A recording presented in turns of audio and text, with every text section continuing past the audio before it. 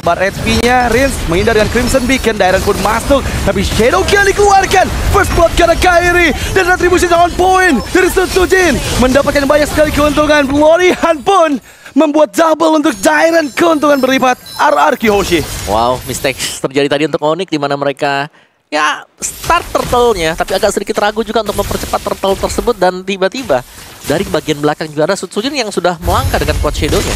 Dan itu yang tadi aku mention karena Sans di sini belum terlalu powerful juga. Oh, ada Iron Hook yang connect memang, tapi Kairi terlalu dalam. Quad Shadow memang berhasil di-trigger dan membuat Kairi pun hilang. Pertukaran Idok dan juga Kairi menjadi hal yang sangat merugikan untuk Onyx. Dan dari Onyx-nya mereka butuh waktu ya untuk beberapa hero mereka. Cecilian harus bisa farming juga. Jadi stack yang cukup banyak. Untuk Kairi-nya juga punya. Jadi item attack speed-nya 1 lah mungkin untuk item attack speed-nya baru bisa join bot fight. Jadi kita belum melihat adanya aksi yang terlalu banyak yang bisa diberikan dari Xavero. Dan tadi Sans, mungkin di hari-hari yang kemarin, dia itu bisa nge-backupin karena lagi menang. Nah, kayak gitu tuh. Langsung ada Iron Hook yang blind ke arah seorang dari Keyboy. Dan kali ini Keyboy memang terpaksa harus mundur lagi, reset up lagi, re-ambush lagi dengan HP yang sudah menghilang. Dia nggak boleh kalau nggak recall. Dia harus recall dulu dan memberikan backupan karena di bagian bawah sekarang Xavero yang dituju. Tertangkap Fist Crack. Ryota masih cukup aman, tapi Kairi 1v1 situation dengan Sun Soo Jin. Shadow Kill! Kembali Sun Soo Jin yang membuat Kairi hilang. 3 poin dead di awal. Cukup merepotkan. Ya, dan lihat pressure masuk terus-terusan juga. Rins membuka Crimson Beacon. Oh, tapi dia udah nggak punya escape kah? Masih ada flicker dari sergapan ejector yang di-trigger oleh Keyboy. Dan Xavero, pressure tidak henti dilakukan oleh Rins dan juga Idok. Ya, tarikan demi tarikan ya. Iron Hook ada, Lantern Flare juga masih ada tadi. Meskipun Crimson Beacon dan Flicker terpakai, tapi ya itu adalah pressure untuk Xavero sendiri sehingga tidak nyaman melakukan farmingan di bagian bawah. Turtle akan segera spawn juga, tapi dengan solo kill yang sempat didapatkan tadi oleh Sun Soo Jin akan membuat dia sangat fat. Ini terutama untuk di early game. Hayabusa 2 point kill, 3 assist. Wow. Ini akan cukup bisa langsung men-trigger turtle-nya, ditahan saja dengan Hayabusa. Ya, ini 100% kill participation dari Sun Soo Jin sejauh ini ya. Dari total 5 poin kill dan turtle yang kedua setup lebih matang dilakukan oleh RRQ Hoshi dan Retribution jauh lebih on point. Sun Soo Jin kembali memulai peperangan dan quad shadow yang inisiasikan ke arah Keyboy. Tapi kali ini tertangkap kembali Infernal Pursuit di trigger dan yap, itu dia Ryota, korban jiwa dari Onyx yang kembali didapatkan oleh RRQ. Yap, dan bahkan Toei sudah memiliki sebuah Stallium Sight yang pertanda ya akan jauh lebih cepat juga untuk bisa nge-deliver damage. Wah, ini non-stop aggressive play dari seorang Sun Soo Jin yang memang sekarang membuat Sans kehilangan kembali flickernya. Dan mereka mendapatkan mid turret dengan secara cuma-cuma tanpa ada sama sekali. Ini cukup one-sided di menit kelima loh. Ya, cukup objektif ya permainan dari RRQ Hoshi. Kairi bahkan sempat untuk diganggu. Tapi masih punya retribution ya. Tapi Xavero. Oh no, say goodbye to Xavero. Dan Xavero nggak bisa kemana lagi. Purify memang masih available tapi nggak perlu di-trigger karena dia nggak bisa selamat dari 5 player RRQ. Oke, 5-man show tadi dari RRQ Hoshi. Benar-benar fokus untuk mendapatkan Xavero juga di bagian bottom. Membuat ruang gerak lebih bagi Toei sekarang untuk bisa farming.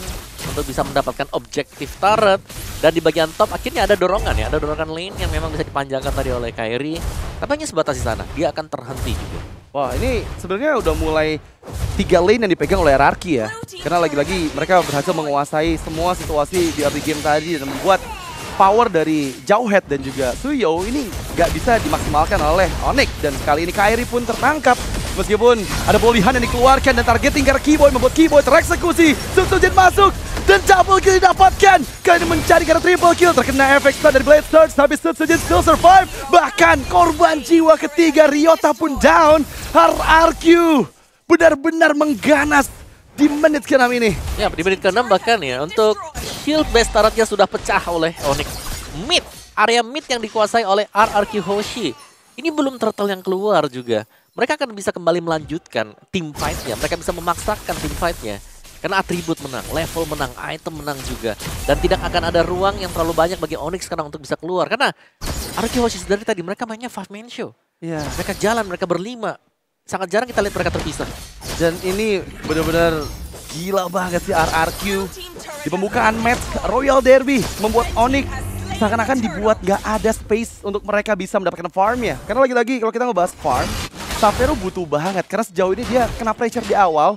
Satu point dead yang sangat berarti ngebuat dia semakin tenggelam lagi. Dan perbedaan 1200 gold kali ini, Om. Ya, ini banyak gold yang jauh ya. Semua bahkan ya. Yep. Semua dipegang oleh RRQ. Dan bahkan ini 4 digit loh untuk goldnya. Oh no. Termasuk roamer bahkan, termasuk roamer. Winter Crown first fleeting time kan nanti untuk second item buat Idok.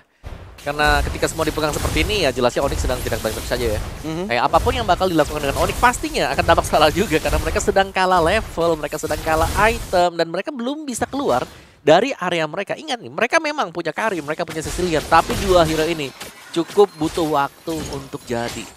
Iya, masalahnya benar-benar gak bisa dapetin space karena lagi-lagi Idok selalu menghantui dengan Iron Hook-nya. Itu yang membatasi banget pergerakan dari Xavero serta Suns yang sejauh ini mereka tertekan. Kemungkinan bisa lebih dari satu holy defense base dari Onyx itu menghilang loh, karena di atas pun udah mulai terekspos nih ya.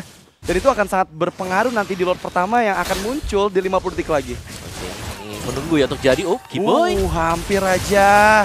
Tapi itu benar-benar movement yang sangat baik dari Kiboy dan sekarang ejector kan Sun Sojin. Sun Sojin ditangkap, tershutdown. Oh my god. Ini menjadi poin yang sangat penting untuk Onyx membeli waktu lebih banyak lagi dari RRQ. Ya, dan bahkan di area bawah tidak biarkan nih masuk ke dalam area milik dari Shield untuk bottom base targetnya. Oh, RRQ flicker! Kiboy yang dituju, tapi dari terkena ejector dan Kiboy pun masih bisa ditangkap oleh RRQ. Toy maju dengan zaman force diaktifkan, melawan 3 player. Di sisi lain Ryota memegang kendali di bagian belakang. Rinz yang dituju, tapi Rinz masih bisa menghindar dan mapat didapatkan oleh sosok dari Ryota dengan tershutdown-nya. Dua member penting dari RRQ Hoshi. Ini yang sangat-sangat kita antisipasi dari Onyx. Ya, mereka bertahan, mereka masih cukup stabil juga meskipun Ryota di sini pastinya akan tumbang karena sudah tidak ada lagi jalan keluar untuk Ryota. Tapi so far ya, RRQ Hoshi juga mereka cukup lama menahan di area depan base. Milik dari Onyx. Sehingga tadi cukup mudah ya untuk lemparan Kiboy bisa kena ke sedikit. Sebenarnya tadi ada beberapa miss juga ya ketika Quad Shadow yang dia keluarkan tepat berada di depan dari Kiboy. Dan itu yang ngebuat momen dipegang oleh Onyx untuk beberapa saat. Meskipun gap masih terlihat sangat jauh di angka hampir ke arah 7.000 gold. Dan ini masih winning conditions untuk RRQ sih. Kalau misalnya mereka bisa memaksimalkan di Lord pertama dan Lord kedua ya. Tapi lagi-lagi Lord ketiga itu udah mulai power pick dari Suns dan Xavero akan bisa meledak. Ya, tapi tumbangnya Sutsujin tadi sih yang membuat kan ada bounty yang pecah lah. Iya. Ada bounty pecah yang bisa dipegang dengan Onyx juga. So let's see sekarang dengan bantuan Lord yang pertama, Super Minion akan jauh lebih dimaksimalkan terutama untuk area mid. Karena tadi untuk midnya untuk shield turret sudah pecah. Jadi cukup menguntungkan bagi RRQ Hoshi kalau mereka mau mencoba untuk mengawal Lord ini di area mid. Atau mereka bisa coba untuk paksa juga di bagian bawahnya. 3 lane push. Meskipun ya 3 lane pushnya ini tidak akan jauh lebih efisien sebenarnya. Iya, tapi menurut aku ini kamera kita harus ke arah Idok sih. Karena Idok yang bisa jadi game changer untuk RRQ Hoshi di momen seperti ini. Dan ejector ternyata dikeluarkan, belum berhasil menyelamatkan nyawa dari Suns. Quad Shadow juga Shadow Kill yang begitu on point dari Sutsujin membuat high ground defense dari Onyx benar-benar ditekan habis-habisan. Sudah mulai masuk Lord ke dalam area base. No more holy defense untuk base turret top lane dan juga bottom lane. Idok masih mencari celahnya. Flicker available untuk Idok sehingga siapapun yang dikenakan Iron Hook itu bisa langsung di-convert dan Bloody Hand. Dan juga Quad Shadow yang di-comment oleh Sutsujin. Mendapatkan 2 untuk Toy. Dan kali ini hanya menyisakan Kairi seorang diri tapi ter-wipe out. Onyx hancur di tangan RRQ Hoshi. Wow, RRQ Hoshi lagi dan lagi mereka menciptakan sebuah gameplay yang cukup cepat dan ini yang